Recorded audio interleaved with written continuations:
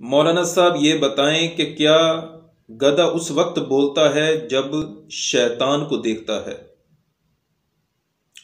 جی محترم، یہ حدیث مبارکہ سنن ابی داؤد شریف میں ہے کہ اللہ کے رسول صلی اللہ علیہ وسلم نے ارشاد فرمایا کہ اگر تمہیں رات کے وقت کتے اور گدھے کے بولنے کی آواز آئے تو تم اللہ سے پناہ مانگو، شیطان مدعو سے، اس لیے کہ وہ دیکھتے ہیں جو تم نہیں دیکھ سکتے۔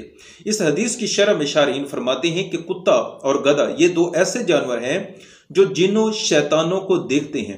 جب کتے گدھے کو بولتے دیکھو تو سمجھ جاؤ کہ انہوں نے ضرور کسی جن شیطان کو دیکھا ہے، خصوصاً رات کے وقت۔ تو اس حدیث سے پتہ چلا کہ یہ بات سچ ہے کہ صرف گدھا نہیں بولتا بلکہ کتا بھی شیطان کو دیکھ کر بھونکتا ہے۔ تو جب ہم گدھے کتے کی آواز سنیں تو کیا کریں؟